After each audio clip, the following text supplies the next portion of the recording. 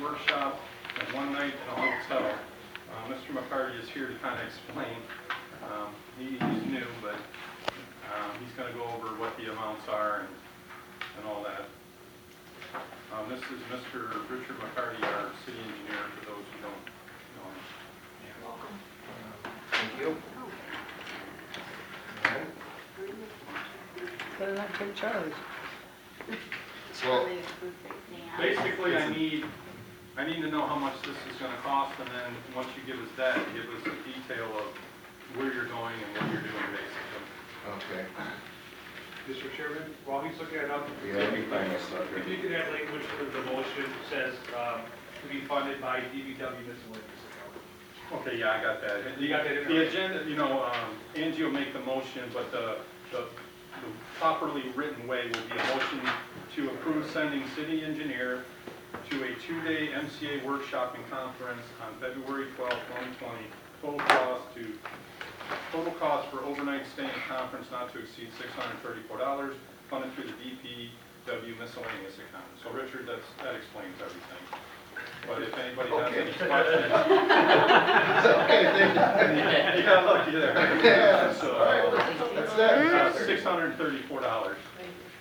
So if you just kind of want to touch on what kind of training it is real quick. Yeah, it's an annual workshop / conference, and actually the location moves all over the state.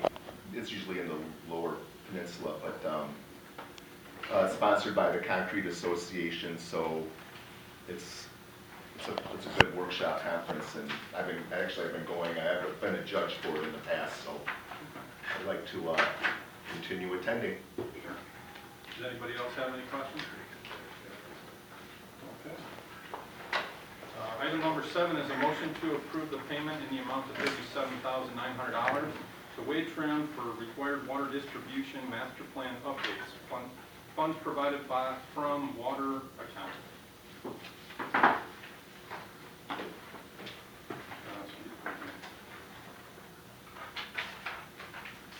That would be Matt, right? Yes, sir. This is for us to meet our obligation to Eagle and our master water plan. Okay, is there any other questions for Matt on that? All right. Item 7 is a motion to approve the payment, or item 8 is a motion to approve a 1-year extension on a junk and debris removal contract between the City of Taylor and Anything and Everything Lawns. Matt, you have one there? Yes, sir. This is for our, when orders goes out, we have someone's got junk all over the place, we have a company come in to remove it. They come in and remove it in like 24 hours. This is to, it was a 1-year contract, should have been 2-year contract, so it met the same criteria as our general maintenance, cleaning, grass debris cleanup. So the contracts run with, side by side. Quick. Sure. Is there a basic cost on that, or is it just something, whatever they do and then they bill us? Yes. Is that how it works? Yeah. Okay, thank That's no good. We had multiple companies doing this work at one point, is that correct? Since I've been here, there's only been the one company. This company? Mm-hmm. You've not had any issues with them? So they usually pick up in about 24 to 48 hours. Yeah, we had 2 at one time, and the other one, because they didn't bid, I remember they didn't bid that year, and we were sorry we lost them, and then they came back. And what am I thinking of with lack of taking pictures and? That was the grass. That was the grass. Yeah, the 2 grass. Not this No. company? Nope. He actually does our grass too. That's what I thought. They had no Okay, but problems. It's a different company? Yes. Okay, completely. all right. Those are the 2 grass contractors from last year. Gotcha. We Thank you, don't sir. use anymore. Okay, any other questions? Item 9 is a motion to approve the annual performance resolution for governmental agencies. That's Mr. McCarty? Yes, that's it's a no cost, and it's just an annual permit from or issued by MDOT in case we have to do an emergency repair inside of their road right away. Any questions? Okay, if not, item 10 is a motion to approve rental rates for the banquet room and pavilion at the Fort Senior Center for 2020. Mr. Ewan? Does anybody have any questions before we go regarding this grant? This looks like they went down. For residents, yes, and so that on the resident side, it's more favorable, but non-residents, we adjusted those rates a bit. Is the pavilion just a regular It's an enclosed pavilion, Okay. and it's not huge. I don't know the exact measurements, but it's offset. It's out by the side of the building. Okay. But it's a good size, picnic table, ceiling fans, really nice pavilion. People do like to That rent it. explains the rate. I was just thinking in comparison. No, it's not as big as those, yeah, definitely smaller in size. Any more questions? If not, item 11 is a motion to approve Cross Renovation Inc. to install security glass and partitions at various locations inside of City Hall for an amount of $100,000 plus a 10% contingency for an amount not to exceed $110,000, funded through TEA capital outlay account. Mr. Yulin? Yep. Any questions? Yeah, why do we need this? And, I mean, is it a, About 2 years ago, I want to say, it was kind of charged with this, and it has taken some time to get to this point. The cameras, the swipe badges, and securing the building a little better. The clerk could probably speak to this a bit too. They definitely have some concerns and issues with persons who aren't too friendly with them, so kind of a safety feature for the employees along with the camera system that was installed, etc. It's just ways to kind of know who's in the building, kind of come in, and plus it gives them protection in between that. Does this,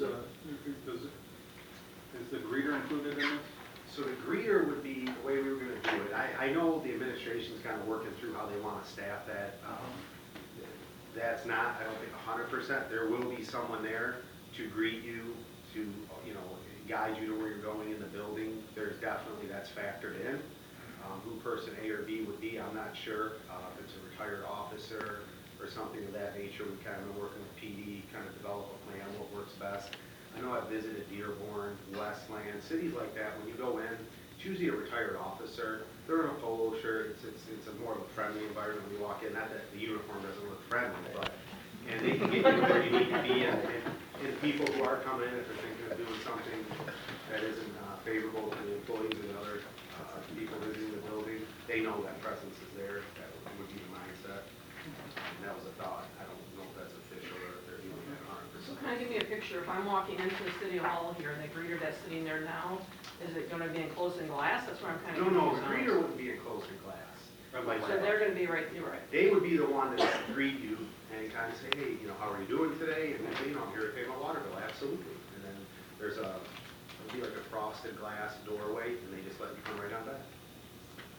So there is gonna be a stopping point, is what I'm saying. Yes, from you'll come in the walking front before doors, you and get there down would the be hallway. a wall. See, I'm trying to picture in my mind, I'm thinking you're just replacing all our glass with bulletproof glass, and I'm thinking, why? No. Okay, so that's So what I this wanted would have when you come in the front door of the residence entrance, they would come in and they could meet the greeter, and the greeter would, you know, say, oh, absolutely, and they could let them in, and they know who's in the building, etc. So that's going to have to be a full entrance this time, right? I believe the plan is, I guess some meetings I was in, is this would become mainly an employee entrance, Pine Street. You know, general public would come through the front door. Makes sense. This started back when, Mr. Chairman, this started back when we had the issue in the courtyard with the gentleman who had the gun. And this was part of it, is of our safety. But lately, you're all familiar with the gentleman who has been frequently emailing. Now he's started to the point where he's leaving, he's starting voicemails. So I'm working with the police department on that part of it. But as for, you know, our safety, we have no idea who's coming in and out of those front doors. We have no cameras, we have no way to control who's getting back in the building, you know what I mean? People wandering upstairs. This is a public building, and I understand that, and we're sensitive to that. But I'm also sensitive to my safety and the safety of my staff and everyone else in this building. If you go anywhere, state capitol, if I go to Bureau of Elections, I just can't go upstairs. I have to go to the counter and ask and show my driver's license and be buzzed upstairs. That's a little extreme, but that's how it is at the state level. This will be lower than that, but still a barrier that, you know, we can lock it down if we have to, you know. So the spiral staircase that's up in the front there, where is the actual door, the frosted area you're talking Well, I about? could cross the glass. Well, whatever, Decorated with like a logo in it. So I'm walking in the front door. I'm sorry, but I need a visual. Coming in the front door, there's a second set of doors right now. Yep, you still enter that. Okay, so then you go into what? The lobby like you're in now. Okay. But offset between the wall that leads you, like you have walls that go to the bathroom. Right. So you have walls that bring you down this hallway and bring you to the south. Right. You would be met by that greeter and that wall. What about that spiral staircase? You could go up the spiral staircase, but there would also be a divider when you got up there that blocked you from going down to the shower. And then, but anyone who you're here to meet or see, you can, the receptionist can call, or there'll be a self-help kiosk that you can call the phone. It'll be a list of whoever's suite you'll be here to see. I'm here for the appointment we have today, whether it's, council, clerk, treasurer, and they could just come greet you and bring you back to their suite. So these doors over here will not be open for anyone other than employees? I don't want to speak to that for 100% because I'm not the, I guess I'm not the ultimate decision maker on that. I know that was discussed to make that an employee entrance and the general public, people, the residents and citizens and taxpayers to use that entrance. As council or employees, would we still be able to use that front though? Is there a way for us to become? Yeah, I would assume. You can come through the front door, anyone can come. Like I said, I'm a visual person, I just Yeah. want to see what's. You could definitely come through with it. And I believe you guys have swipe badge credentials. Yeah. So yeah, absolutely, you could come through it. That would be, yeah. And this will replace all the glass windows, like in the front area, or what is it? This No, is like interior. Okay. No wood. I don't think any of that wasn't discussed. Or what? My comment will still be Typically- open. We're talking about the windows down The windows will still be, Corridor, like right? when I open up my blind, it'll still be open. Counter space, but you're gonna have a glass barrier between. But not the outside windows, like across, if you're looking out your window to talk to somebody, those windows over there are not going to be the bulb. No, We That's talked what I'm about asking. that, but no, that was, Okay. no. no. So this is mainly just on the inside to protect the Interior, you got it. safety of our employees on the inside. I mean, a couple of points, I just want, from a risk management standpoint, we definitely have done active shooter training with all of our employees in all of our buildings. It's not just here. I mean, this is something that we're looking at citywide in all campuses. So the model that we develop, obviously for protecting the persons, all persons that are here, employees, residents, anyone who's coming, for city services, not in this building, but any other building. We're trying to put together a template of, kind of like a standard operational plan, so that there isn't confusion as residents go from building to building. But I want to keep a couple points clear.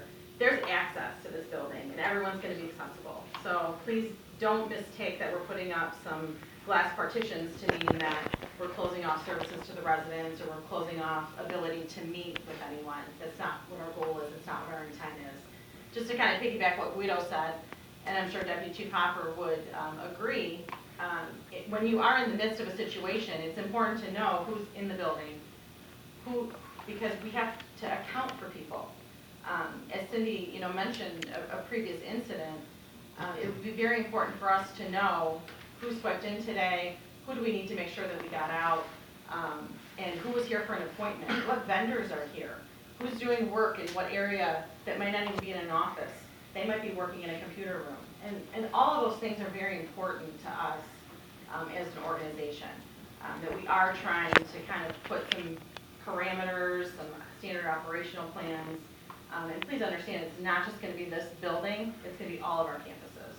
So, yeah, there'll be some process, different processes that people will have to go through, but still have access, still be able to come and see people.